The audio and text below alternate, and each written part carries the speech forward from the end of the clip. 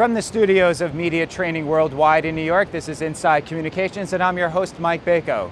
Today we go inside with RF Binder CEO, Amy Binder. When you're going into a nuclear facility and you really want to show the detail and you want people to really see without blurriness, you have to have high production values. All that and more coming up on Inside Communications.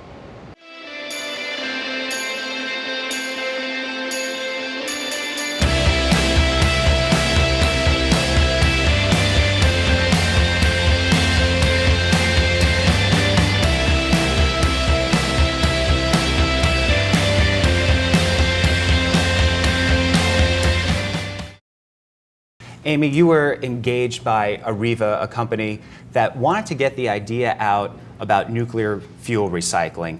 Not really a sexy topic, even though it is something that so many people care so passionately about. How did you go about the campaign for them?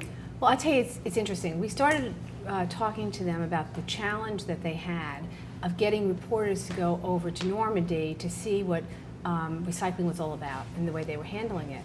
And it's a challenge. One, it's a remote area. Two, so many of the media outlets don't want to spend the money today. And as we were having a conversation with them, I said to them, we did something interesting for Wines of Chile. Our business is about 60% B2B and about 40% consumer. And I said, for Wines of Chile, we wanted to do a wine tasting, but we had the winemaker sitting down in Santiago, and we had a sommelier up here in New York City, and we had people all over the country. And so what we did was we put together a webcast.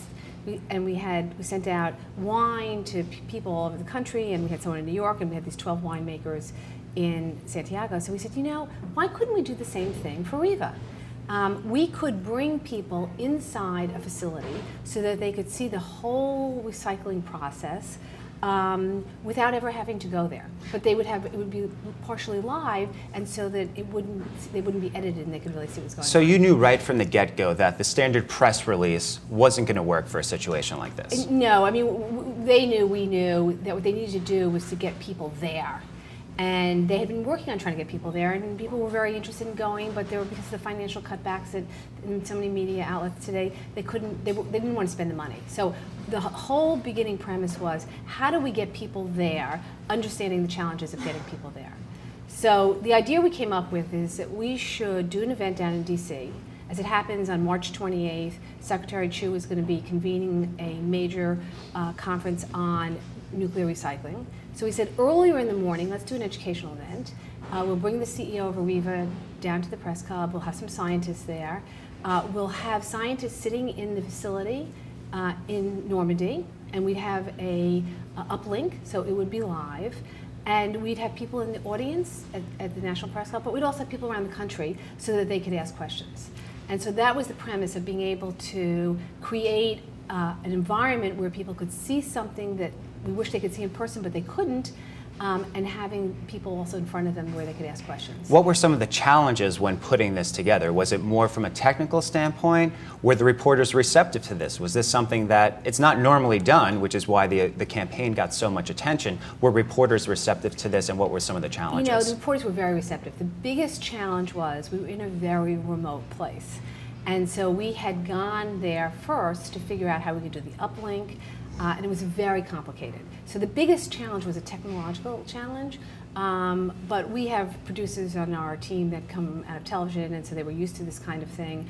But that was the biggest challenge, was to get it so it was streaming live video, and it was on a very large screen right behind the panel that was sitting in Washington, and the two scientists in Normandy could see what was going on in the press club, and they could all ask and answer questions live time. So it was a technology issue versus anything else. And in the audience, we had 60 reporters, but we had NGOs, we had people out of government, we had thought leaders from think tanks, and then we had 100 people that were joining via the internet around the country. So we had about 160 to 200 people total. And the people that were joining you on the internet, they weren't watching a webinar.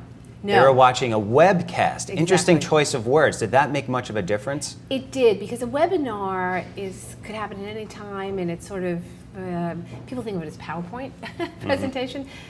We called it a webcast because we thought that it showed that it was going to be live, and that it was happening as people were in real time. The other interesting thing that we did was safety and security is a huge issue. This was way before what's gone on in Japan, and it was still a huge issue. And so what we did, and we wanted to address all the issues directly on, and we even wanted to address all the issues directly on.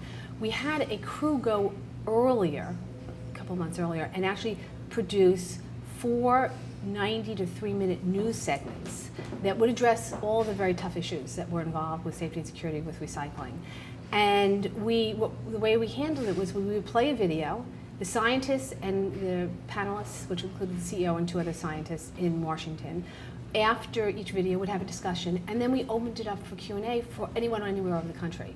So the webcast concept was really real to them because it was an ongoing dialogue between France, Washington, and wherever you were sitting in all over the country. And you mentioned that AREVA was very much wanting to get out all of the information. Is it difficult dealing with a client and a topic that's very controversial, where a lot of people, when they do put out these sorts of stories, don't give all the information, and some of the information that they do put out might not always be accurate? How did you deal with them in terms of getting out all the information, dangers, different ways that they are doing this recycling? Was that a challenge? No, they're really an incredible company. They felt that transparency was critical to this. That's why they basically wanted to open up their facility. They would have taken media there to the facility if they could have gone. And we felt it was critical what we could have done is 4 videos pre-done with the CEO and 2 scientists sitting in Washington, but they didn't want to do that. What they were really looking for was a way to get reporters into their facility. And that's why having the live uplink with the 2 scientists sitting in the facility in Normandy was so critical to them, because they wanted to have reporters see things as they were happening. Anything can be edited, and it can be edited to your point. You can cut anything out you want. But this was both edited pieces, but it was live. And there was an ongoing dialogue between all the participants. And the questions weren't monitored, people could ask, and people could respond. So I think the nature of the way we put this together, the format, reinforced the company's openness to openness, if you will. How do you feel moving forward with this concept? Do you see this translatable to other clients that you may have, or other people that are watching us right now? What's the feasibility for someone else doing something like this? Absolutely. I think we're living in a time where the media has changed. There's still certainly some media outlets like 60 Minutes that can invest the money to go on location and spend months doing it, but so many can't. They just can't afford it. It's not that the reporter doesn't want to. The reporter does, but they just can't get the funds to do it. So there's got to be another way, and pre-packaged spots just don't do it. So you've got to be able to take reporters to a place so that they know that what they're seeing is real. And if you've got a live feed coming in, just as you would on the news, if you see someone in Iraq or Afghanistan or somewhere else, I think that you can at least get closer to having a reporter feel that they're making their own judgments about what they're seeing. The days of the 90-second prepackaged VNRs really don't exist anymore, because there's just not as believable. People need to see it themselves and make decisions themselves. And this is a way to help reporters get to a place that their media outlet may not be willing or able to pay for. And it's certainly an award-winning campaign, so there was great feedback to it. But did you hear any negative feedback from a reporter, or from maybe some of the more old-school people that weren't quite used to this sort of situation and not as receptive to it? No, not really. It's interesting because following the webcast, we had a senior guy at Scientific American sit down with AREVA for like 2 hours. So they were able to use the knowledge that they got and then have a follow-on interview. So is this enough in itself to create a story? Maybe not, but it's a way to at least open a dialogue and begin a conversation. We have not heard any negative feedback from traditional media. There was a lot of traditional media there. And we've only gotten, wherever we've done this kind of thing, and we've done it as I said, on the consumer side of the business, we've gotten very, very positive feedback from it. And moving forward now, you mentioned that the internet is certainly leveling the playing field. Is this something that individuals that on a smaller scale can do themselves? You mentioned that you had TV producers, and it was a pretty substantial production that you put together, but do you think on a smaller scale that this could be accomplished in the same way? Well, the issue is always quality. So sure, I mean, it's like we'll have clients come to us and say, can't we just use a webcam and go make a video? Sure you can. Everyone thinks that Skype is the be-all and end-all to everything. We could just do it over Skype. Yeah, you know, it depends on the quality that you need. When you're going into a nuclear facility and you really want to show the detail and you want people to really see without blurriness, you have to have high production values.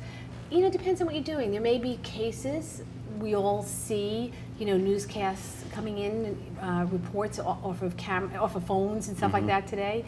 So yeah, it's possible to do it, but it depends on what you're talking about, the seriousness of what you're talking about, and how important the quality is of the video production. Because if you want to see details, it's hard to use Skype. It's blurry. Right, it's blurry, and as you mentioned, this really got a lot of great publicity. Is that another feather in the cap of your agency to then be able to go to other companies that come to you with this proven track record that you have already now? Absolutely, we've done it a number of times. Video is becoming increasingly important on the web, and we're using video more and more with many of our clients. And I'll tell you the interesting thing when you talk about cost, this entire thing from beginning to end cost $80,000, which if you think about putting together an event, and it was live streaming video with pre-produced pieces, that's not a lot of money. So yes, there are people who come to me and say, can I do a video for $3,000? Yeah, you can, it's just not the quality. So when you have a complex issue, even if you were to take reporters over there, it costs a lot of money by the time you finish it up. So it's not that much more expensive from doing it, but we are seeing that more and more clients are looking to video to engage their consumers, their advocates, the key stakeholders, their influencers in what they're doing, both on the corporate side as well as on the consumer side of the business. Amy Binder, thanks for going inside communications with us.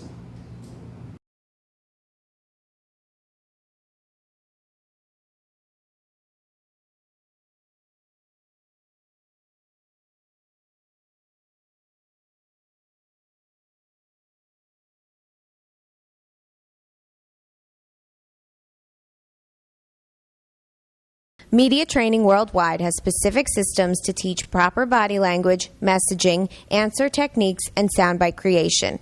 Join a media training workshop to help you prepare for all your media appearances.